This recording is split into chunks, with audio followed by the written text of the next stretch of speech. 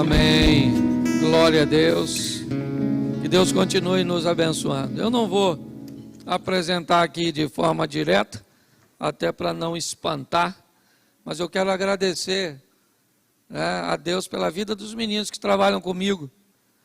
Nós temos um ambiente muito saudável de trabalho lá no sítio, e hoje eu tenho o privilégio de tê-los aqui, compartilhando conosco deste culto, e quero agradecer a Deus pela vida de vocês. Deveria colocar vocês de pés, mas não vou fazer isso, certo? Que Deus abençoe.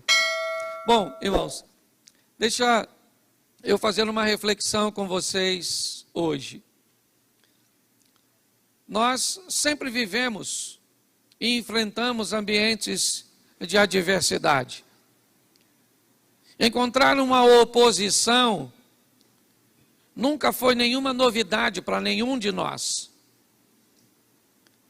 Desde que nos entendemos por gente, por pessoa, quer ainda na infância, na adolescência ou na juventude, ou depois de ter ganho a maioridade, sempre tivemos que lidar com os desafios, com as perdas, com as crises, com os problemas.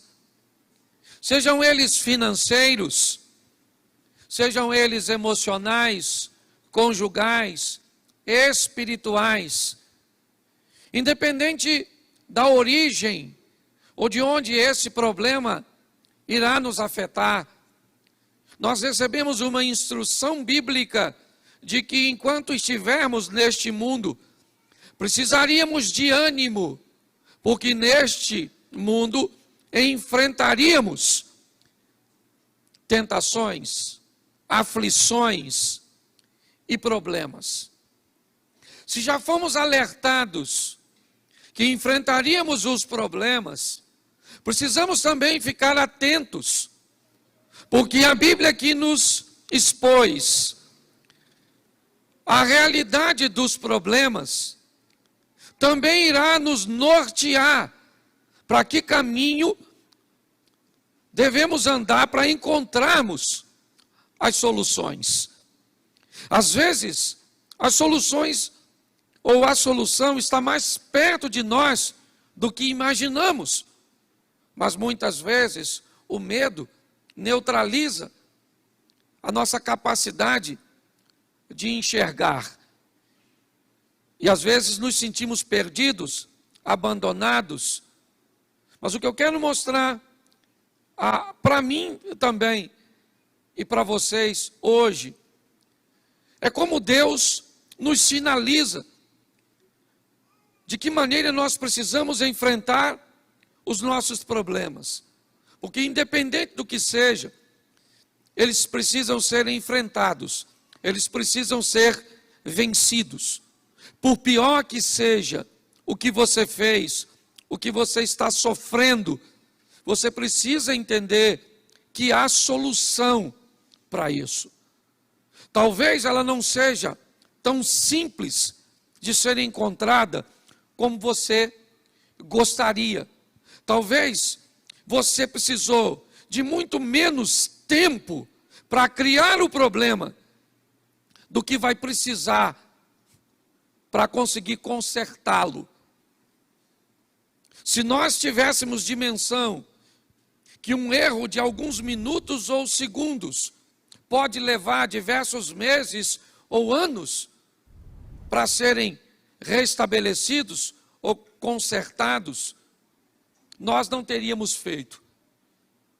Mas é importante nós olharmos e vermos como Deus vai sinalizar do que Ele é capaz de fazer.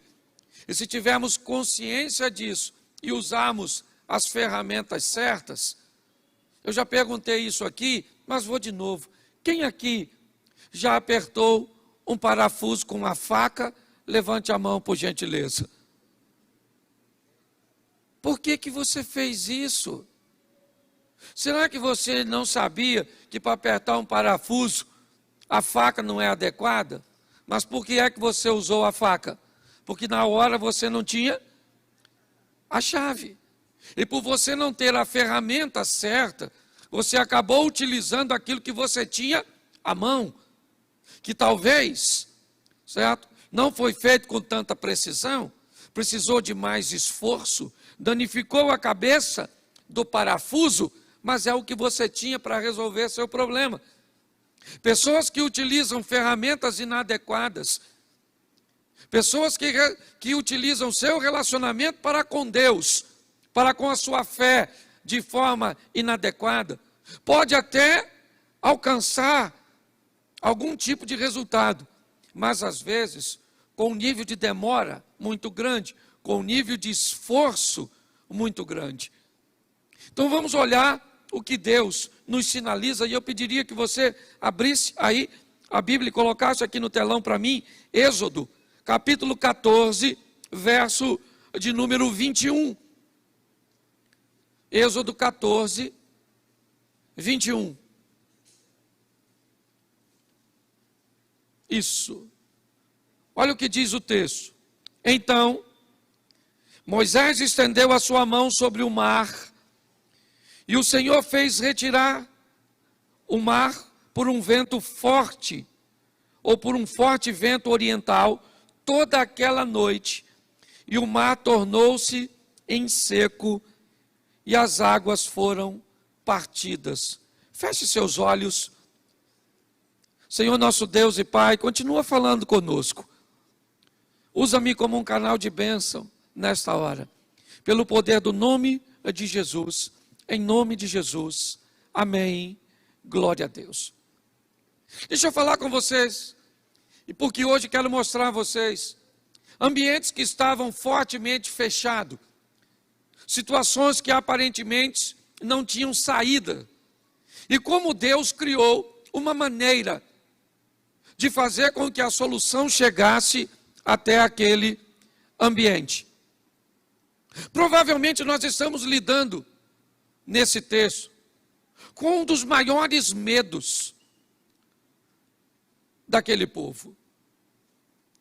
Quando nós olhamos aqui, o povo de Israel certamente tinha um grande problema com inundação, com uma quantidade excessiva de água. Apesar de já ter centenas de anos que o dilúvio havia acontecido, uma única família acabou originando o povo que agora está preso no Egito. Provavelmente a tradição oral fez com que, de família em família, de geração em geração, a notícia de que o povo havia sido destruído numa inundação, num dilúvio, morrido por afogamento. E agora, centenas de anos depois, aquilo que matou seus ancestrais está agora diante do povo de Israel, saindo do cativeiro egípcio, e a proposta é que a travessia seja feita sobre o mar. Se você conhece um pouquinho mais sobre isso, provavelmente você sabe que por onde o povo de Israel provavelmente passou, não seria nenhum absurdo que aquelas águas abrissem, recuassem, até utilizando o próprio texto bíblico que diz que um vento que durou basicamente a noite toda. Eu não sei se você tem dimensão quantas pessoas aproximadamente saíram do Egito. Se você tiver noção, eu não vou entrar nisso agora, mas se você tiver noção, você vai descobrir que não bastava meia, uma, duas, três, nem 4 horas para aquilo ficar aberto. Porque pela quantidade do povo que precisaria atravessar aquele caminho, nós precisaríamos de muito mais tempo para que isso acontecesse com sucesso. Quando você ouve alguém dizer que é perfeitamente fácil explicar que um vento numa velocidade seria capaz de repartir as águas, me entendam que grande parte dos milagres que vamos ver na Bíblia tem mais a ver com um momento do que um fato. O milagre é muito mais Porque o fenômeno aconteceu no momento em que o povo estava precisando do que propriamente, né? Quando alguém tenta explicar um milagre, não, mas é fácil descobrir porque isso aconteceu, cientificamente era possível que isso acontecesse, mas isso não tira a legitimidade do milagre, porque o maior milagre não foi o mar ter sido aberto, o maior milagre foi as águas terem sido abertas exatamente no momento em que o povo ia passar. O milagre está em a maré ter retornado exatamente no meio do percurso dos egípcios. Parece que quando tentamos trazer mais sensatez para o ambiente de fé, nós encontramos sérias resistências, porque pessoas começam a achar que estamos querendo desmerecer o poder de Deus. Ainda que até o vento é criação dele e já seria um milagre por si só. Mas o que eu quero mostrar a você aqui é que o povo está num ambiente sem saída. E eu não sei se Deus está com a intenção de mostrar a este povo que o que matou um povo lá atrás por desobediência pode ser controlado por Deus agora. Que Deus agora tem o poder de reter as águas, de proteger este povo, de começar a caminhada de fé agora, da saída do Egito, mostrando a este povo o quão grande ele é e que tipo de obstáculo ele é capaz de vencer para proteger um dos seus. É muito importante hoje, porque quando nós enfrentamos um problema, e principalmente para essa geração tão volátil,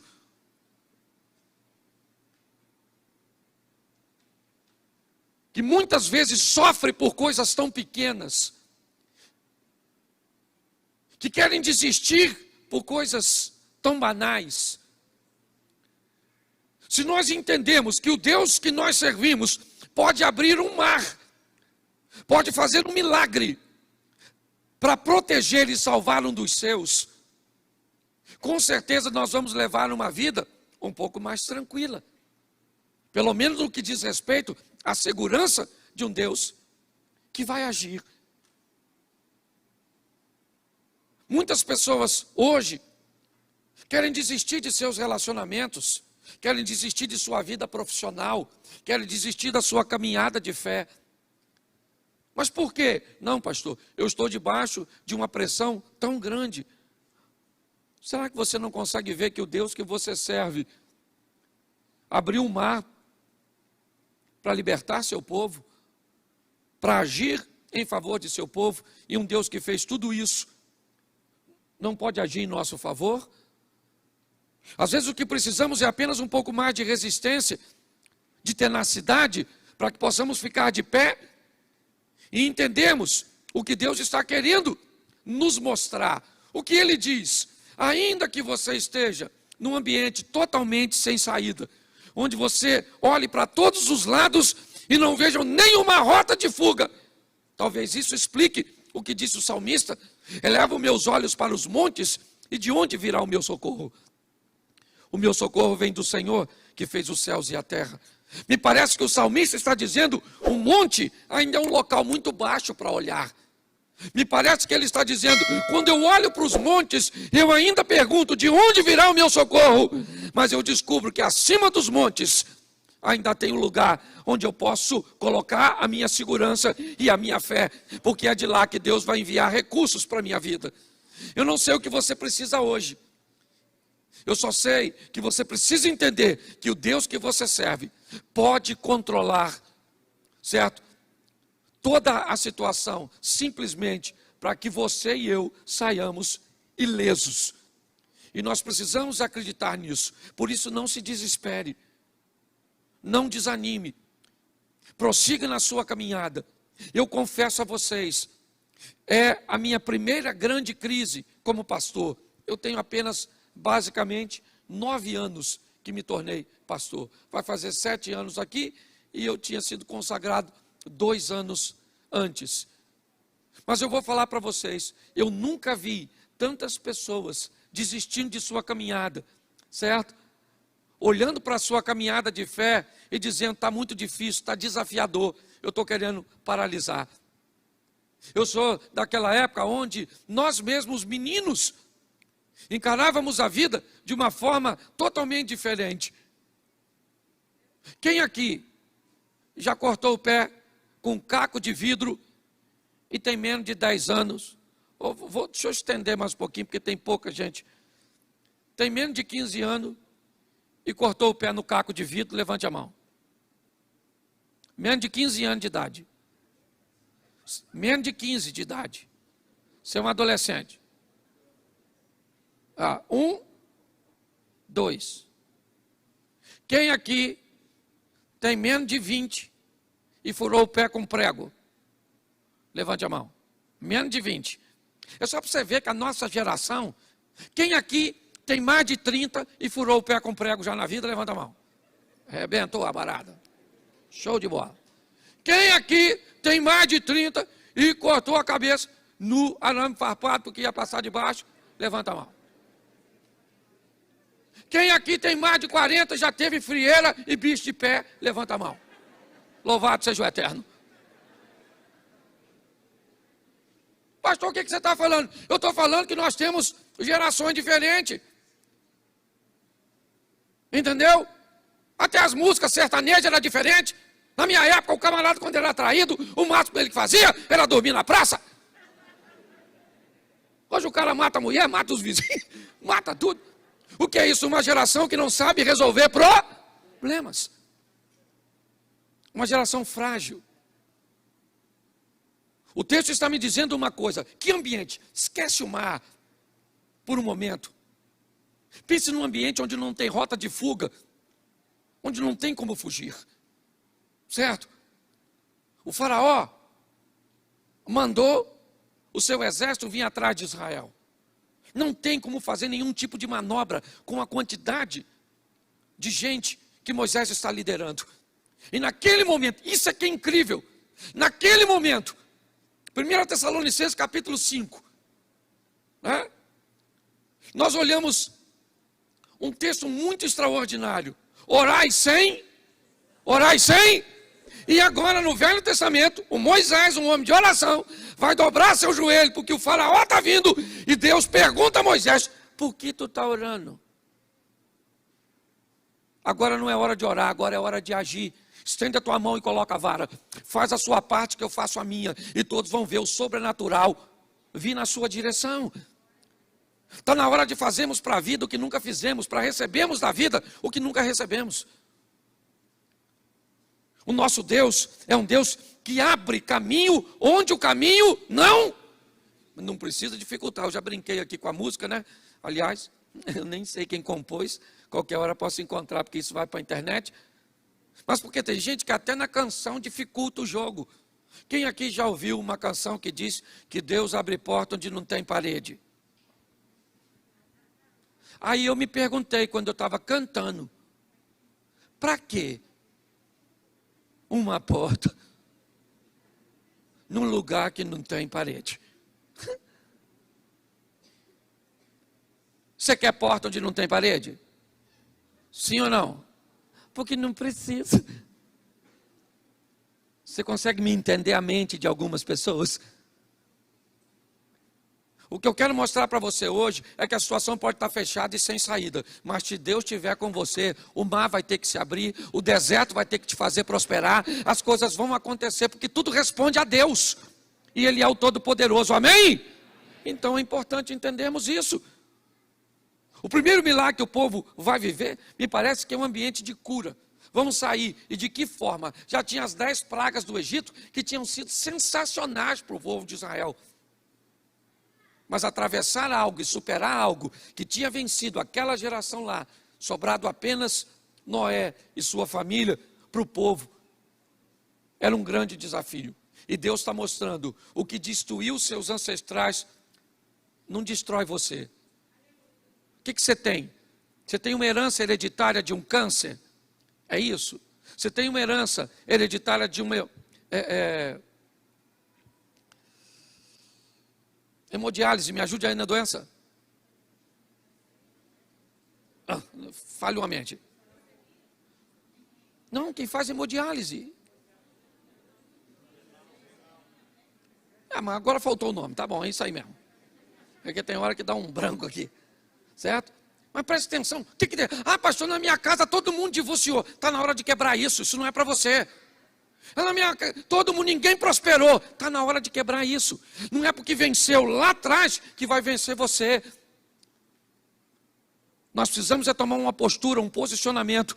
E descobrimos que o Deus cujo qual nós andamos, Ele abre e cria circunstâncias onde elas não existem para nos livrar. Posso ouvir um amém? Coloca para mim Josué capítulo 6, verso 1. Eu quero te mostrar uma segunda situação. Se em Êxodo Deus resolve coisas grandes, olha só. Ora, Jericó cerrou-se, estava cerrada por causa dos filhos de... Nenhum saía nem... Preste atenção. A cidade de Jericó está fechada. Porque o povo que atravessou o mar e viveu o milagre, vem vivendo uma vida de milagres, uma vida de lutas. Você pensa que foi só a opressão do Egito? Não, ela acabou, mas estava o mar. Eles venceram o mar, agora vêm os obstáculos. É a sede, é a fome. Você pensa que isso é o maior problema? Tem Og e Seom. Israel vem caminhando, é verdade? Sim. Imagine na vida do povo de Deus. Acaba de vencer um obstáculo e aparece outro. É vencer uma crise e aparece outra. E o povo vai vencendo, superando, crescendo. E agora, o povo se depara com uma cidade fechada. Fechada como o mar estava. É verdade. Mas quando nós olhamos para esse ambiente, que mensagens nós podemos tirar hoje sobre Jericó? Basicamente duas. É o que eu quero esclarecer com vocês aqui. Primeiro, a insatisfação de alguém que está dentro. Raabe, a prostituta. Quando eu olho para Jericó, o que eu vejo? Eu vejo que além dos muros que vão cair, além da cidade que vai ser destruída, nós vamos ver o coração de uma mulher que resolve se posicionar. Me parece que se com o mar nós descobrimos que Deus pode fazer coisas grandes, com Jericó nós descobrimos que para que coisas grandes aconteçam, nós precisamos nos posicionar. Quando eu olho para Jericó, eu vejo, a cidade se fecha. Israel não tem material bélico para derrubar os muros. Eles não têm armas. Não. Eles não têm condições de entrar naquela cidade. Ela se fecha. Mas Deus diz a Josué: nós vamos destruir essa cidade. Eu derrubo os muros e você entra com o exército e destrói tudo. Deus está nos dando uma direção para aqueles que querem resolver seus problemas. Entender que muitas vezes, para que eles sejam resolvidos, eu preciso sair de cima do muro. Eu preciso tomar uma posição para salvar meu casamento, para salvar minha vida financeira, para dar sentido à minha vida. Sabe, eu preciso me posicionar, parar de viver quebrado para manter os outros inteiros. Está assim de gente que para fazer com que os outros fiquem inteiros, vive o tempo inteiro se quebrando, abrindo mão de seus valores, de seus princípios e de suas vontades. A vida está pedindo de cada um de nós posicionamento. Quem vai morrer? Todo mundo em Jericó. Mas todo mundo em Jericó, sim, a cidade vai ser totalmente destruída, acabou. Mas não, em Jericó não vai morrer todo mundo. Em Jericó alguém vai ficar salvo. Então quem é? É o rei, que é o mais poderoso? Não, ele morre. Quem é que Deus vai poupar naquela cidade alguém de bem, de boa família, casada, mãe de filhos, sabe? Com uma estrutura toda certinha. Não. Quem vai ser salva de Jericó é uma prostituta. Quem vai ser salva em Jericó era uma mulher cujo o nome não era muito agradável, cuja reputação não era das melhores. Mas por que ela vai ser salva, pastor? Porque ela resolveu que aquilo ia ter fim. Ela resolveu que aquilo ia acabar. Você sabe qual é o problema de muita gente? É que elas não sabem a diferença entre tolerância e tentativa. Pastor, já faz 15 anos que eu estou tentando viver com esse homem. Tentando onde? Tentando com quem? Onde é que você foi? Que ferramenta você tem usado? Você não tentou, você tolerou. Já estou tentando, pastor, com meu filho há muito tempo. Tentando com o quê? Com psicólogo, com psicanalista? Você está tentando com o quê? Qual é as ferramentas que você está usando para resolver? As pessoas chamam de tentativa, na verdade é tolerância. Eu estou tolerando há 10 anos, então tolera mais 10. Não desiste não, que intolerância você se tornou especialista.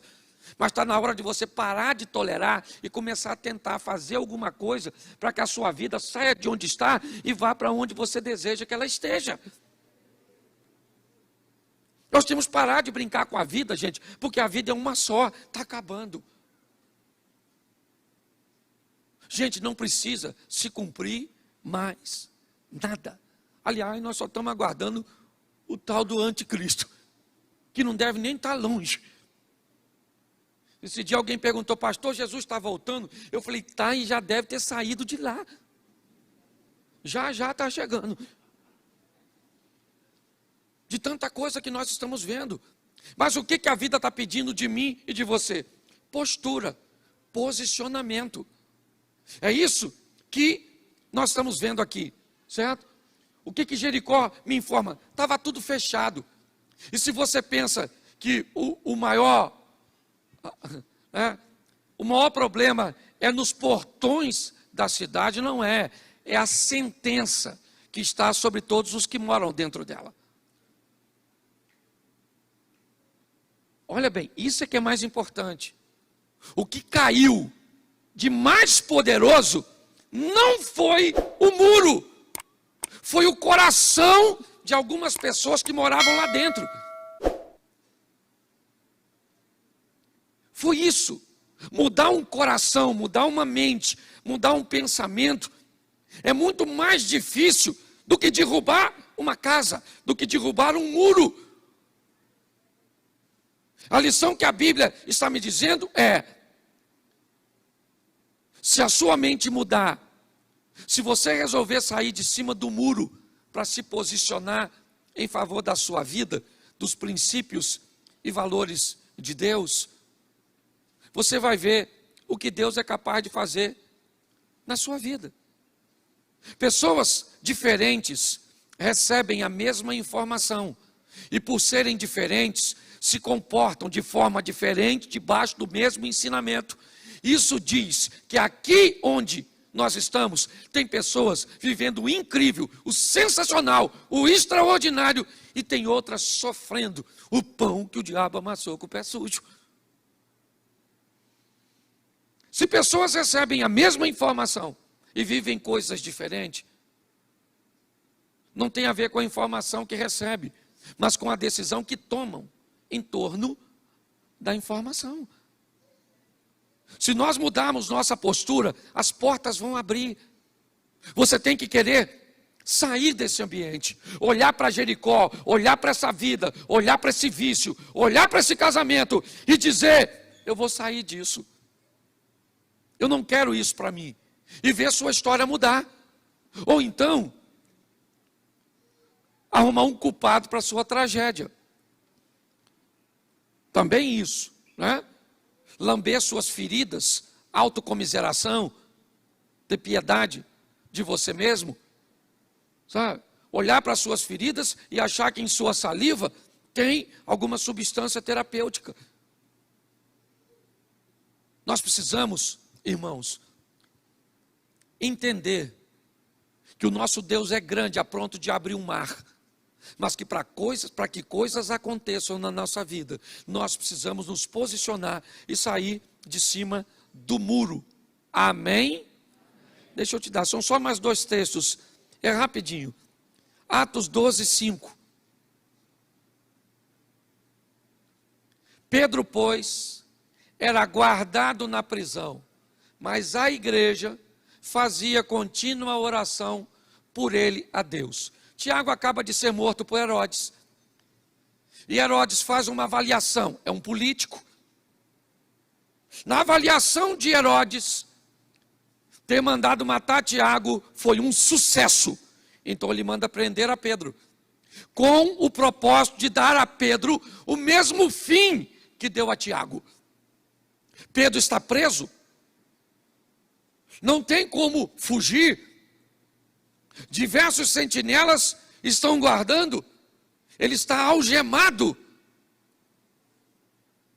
não tem como sair.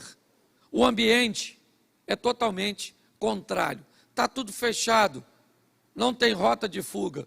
Mas o texto diz que na casa de Maria, mãe de João Marcos, há um núcleo de oração, uma igreja, pessoas se reunindo com o propósito de falar com Deus. E essas pessoas que não têm poder político, não têm influência econômica, não têm material bélico, armas para invadir aquela prisão e libertar Pedro, ela tem joelhos. Porque tem coisas que as mãos não resolvem. Eu estou cansado de falar isso aqui. O que suas mãos resolvem, não peça a Deus para resolver.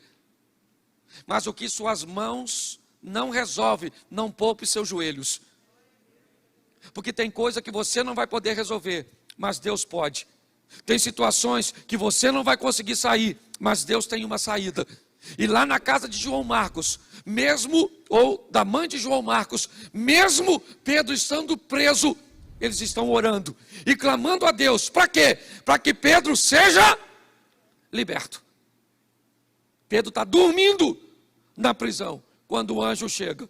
Um alvará de soltura chegou no céu, e um habeas corpus celestial foi liberado. E os advogados podem dizer amém. É isso.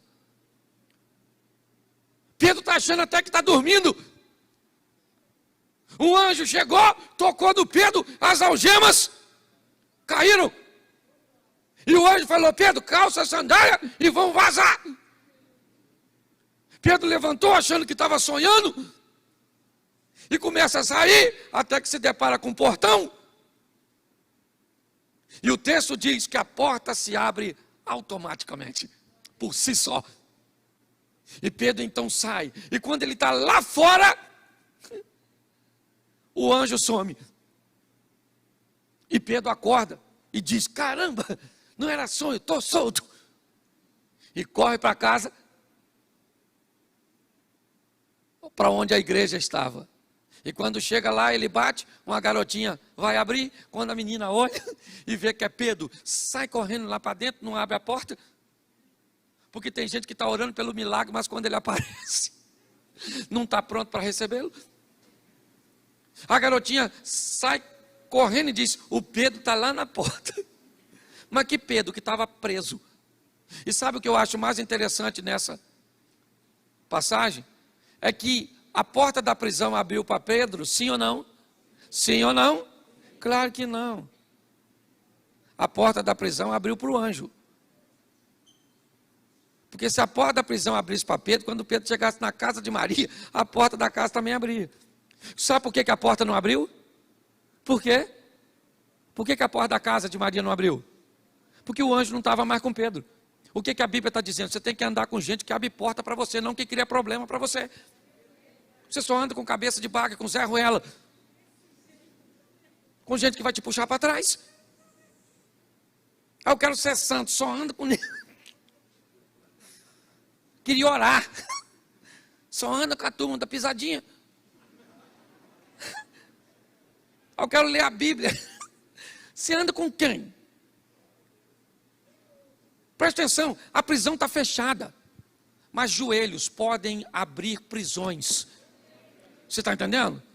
Os seus joelhos, direcionados para Deus, podem abrir. Isso é magnífico quando você vai ver, por exemplo, os muçulmanos. Meu irmão, dá a hora daqueles caras orar. Pode ser motorista de ônibus, pode ser o que for. Bota o tapetinho, bússola em direção à Meca e bota o joelho. É que Deus é educado demais. Não vou perguntar aqui para não ser uma questão de falta de ética, mas se você já foi da turma, da linha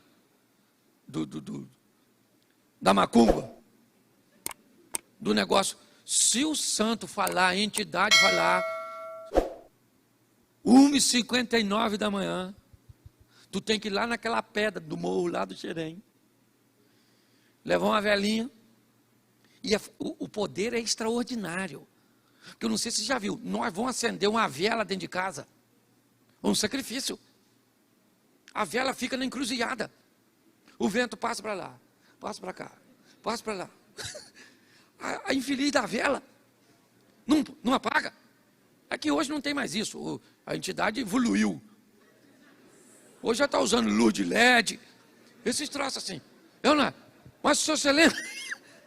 É que eu lembro de umas coisas antigas. Hoje eu estava lembrando, gente. O meu vocabulário, quando eu era garoto, cebosa. Lembra de cebosa? Eu estou quase fossilizando. Mas escute só. Nós temos que entender uma coisa preciosíssima. E parece que em outros segmentos religiosos, a oração, sabe? Essa dedicação, ela é mais ferrenha. Quando chega da nossa vez, fala sério, aqui eu não estou pedindo, não estou querendo envergonhar ninguém não, nem eu sei que está em casa. Mas assim, 2h da manhã, Deus te desperta para orar. Senhor, nossa, vou fazer uma oração aqui. Ou você vai para a lateral da cama, dá uma escorregada,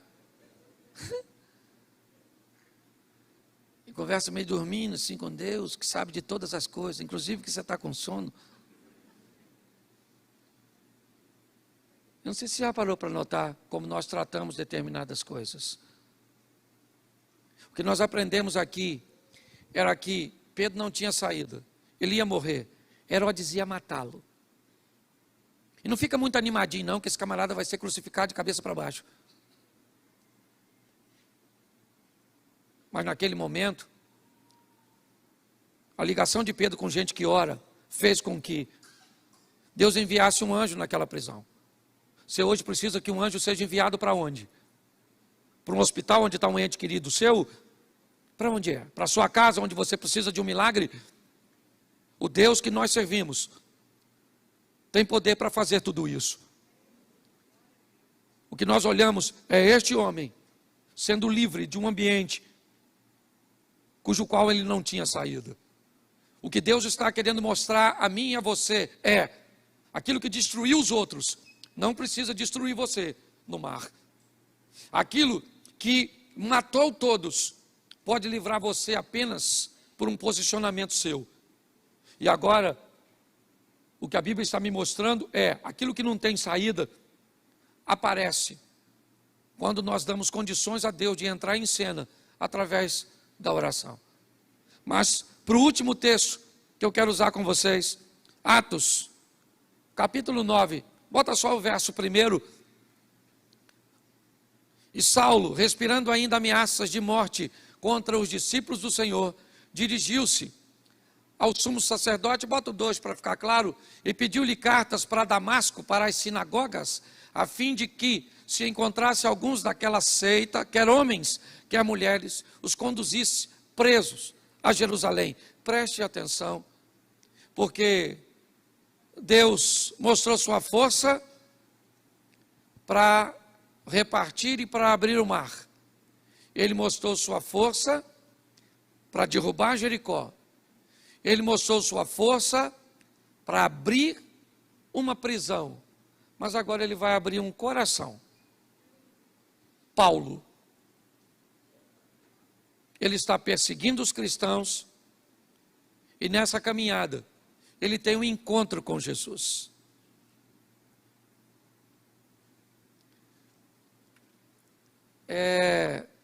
Por incrível que pareça, eu não sei se você tem acesso a essas informações, mas Jesus tem aparecido para algumas pessoas no Oriente Médio. Pastor, Jesus? Sim. Pastor, isso é heresia. Por que se ele apareceu para Paulo? Por que se ele não pode, se ele apareceu para Paulo, não pode aparecer para outras pessoas? Às vezes nós ficamos reduzidos ao nosso mundinho, com um nível de informações extremamente precário. Há um tempo atrás, um camarada, confesso que eu nem respeito ele tanto assim, por sua postura e posicionamentos, mas ele me disse uma frase sobre nós cristãos, que me deixou em alerta. Ele diz: vocês cristãos leem muito sobre o pouco e falam muito sobre o pouco que leem. E na verdade, ele acabou dizendo uma grande realidade. Se nós ampliássemos nossa mentalidade, as coisas ficariam mais fáceis, até para explicarmos aos outros aquilo que cremos. Quando olhamos aqui, eu vejo Paulo se dirigindo a Damasco, e o texto diz que ele tem um encontro com Jesus. Saulo, Saulo, por que você me persegue? Paulo diz: mas quem é o Senhor? Ele disse: eu sou Jesus, a quem você me persegue, ou a quem você persegue. Nós vemos agora um Deus que entra para abrir corações. Eu falo muito para casais, e o sucesso de um casamento ou de relacionamentos interpessoais está apenas em mudar 50%. Você não precisa mudar 100%, porque se você mudar 100%, você deixa de ser você. Se você mudar 50% e a parte de um todo é 100%, só que ela é composta de um outro indivíduo que também vai mudar 50%. E quando ele muda 50% e eu mudo 50%, automaticamente alcançamos os 100%. Quando eu vejo para Paulo aqui, o coração deste homem, aquilo que ele fazia, a morte de Estevão, ele não participou diretamente, mas segurava a capa de quem estava matando Estevão. E no caminho de Damasco ele tem um encontro com Jesus. E Jesus faz no coração de Paulo uma abertura extraordinária. Muda a mentalidade daquele homem. Eu estava conversando hoje nos gabinetes que fiz. Arrependimento não tem nada a ver com choro. Ah, fulano está chorando, está tão arrependido, pediu desculpas, está tão arrependido, olha o quanto está sentido. Arrependimento tem a ver com mudança. Se não houve mudança, não houve arrependimento. Houve qualquer tipo de emoção. O que nós estamos vendo é Jesus entrando para libertar um homem. De quê? De um coração totalmente fechado. É isso. Paulo não consegue entender o que está acontecendo ao seu redor. É um homem de bem, é verdade. É um homem correto, é verdade. Mas é um homem perdido nas suas próprias emoções, nos seus próprios valores. E é ali que Jesus entra para libertar. Eu tenho visto hoje a oportunidade que Deus anda buscando de fazer o melhor por nós, de fazer o incrível, o sensacional, o extraordinário, o que Ele precise. Primeiro, que eu descubra que Ele é um Deus que faz coisas grandes. Segundo, que eu resolva sair de cima do muro para me posicionar. Terceiro, que eu descubra o valor dos meus joelhos e da oração. E quarto, que não tem coração que Ele não possa quebrar. Às vezes oramos a vida inteira para que Deus quebre o coração do outro, mas esquecemos que talvez o coração mais duro seja o nosso. Saia daqui hoje para levar a sua vida de forma diferente. para encarar a sua caminhada de fé de uma forma mais equilibrada. Jesus está às portas voltando. O povo está sedento, querendo ouvir a palavra de Deus. O desafio é termos pessoas que consigam muito mais do que falar, porque é isso que nós temos, uma crise de credibilidade. Se eu falar para você a palavra político, o que você pensa? Qual é a palavra que você associa? Qual é a palavra? Corrupção? Isso. Se eu falar para você a palavra polícia, o que você pensa? Se eu falar para você a palavra profissional liberal, pedreiro, eletricista, pare para pensar. Hoje nós estamos envoltos numa nuvem de ausência de credibilidade. É isso que estamos sofrendo. O maior desafio hoje que nós precisamos é resgatar a credibilidade. Ninguém acredita mais em nada. É tudo relativo. E o pior, inconscientemente levamos isso para Deus. Você pega uma garotada que está aí, tudo é relativo. Tudo é relativo. Relativizaram tudo. Que o casamento é relativo. O sexo é relativo. Tudo é relativo. É assim que funciona. Está na hora de nós tomarmos uma posição. Essa semana, não sei se você viu, eu postei. Simplesmente fui dizer quem eu sou, o que eu apoio, o que eu acredito. E, eu não sei se você viu, a quantidade de pessoas que entraram na minha rede social e disseram assim: pastor, tchau, estou indo embora, deixando de seguir. Você acha que as pessoas me seguiam? Não, elas se seguiam em mim. A partir do momento que eu falei o que elas não queriam ouvir, elas foram embora. E louvado seja o Eterno. Nós precisamos nos posicionar, porque o negócio está ficando feio. Você está dando uma olhada lá para os Estados Unidos, não gosto de falar de política, dessas coisas, mas eu preciso terminar falando disso. Jesus está, e diga para quem está do seu lado: você é bom demais para ir para o inferno.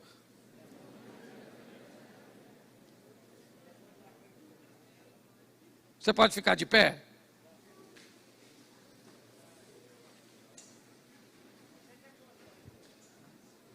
Você fecha seus olhos, pode fechar que ninguém vai pegar nada seu. Rio de Janeiro está perigoso, mas nem tanto. Fecha seus olhos. Me ajude aqui alguém no teclado. Fecha seus olhos.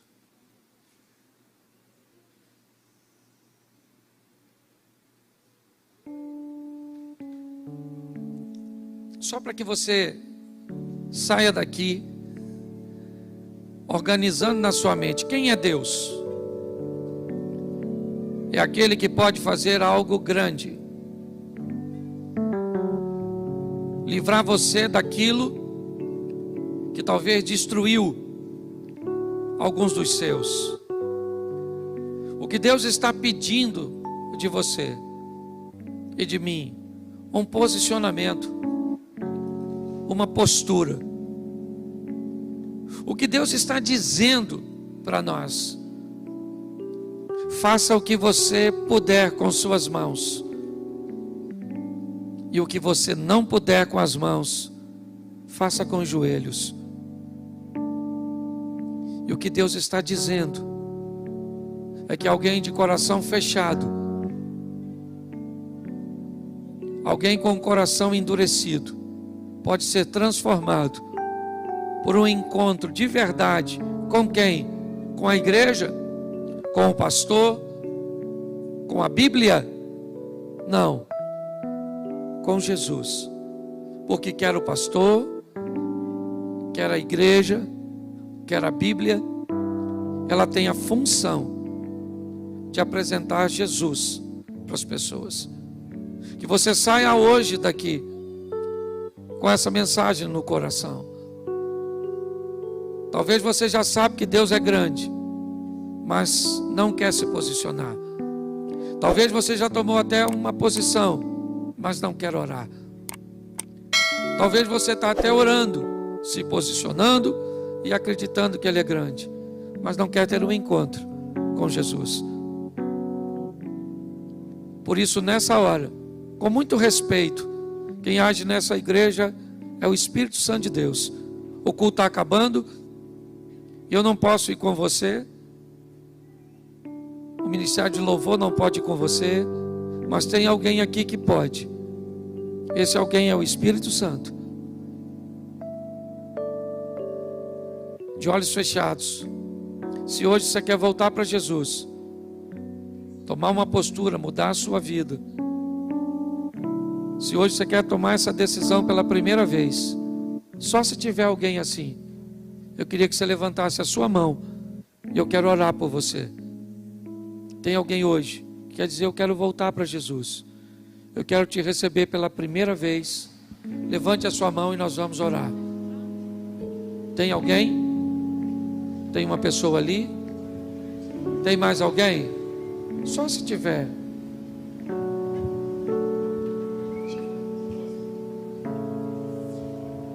Eu não vou insistir, eu não gosto de constranger. Tem mais alguém aqui?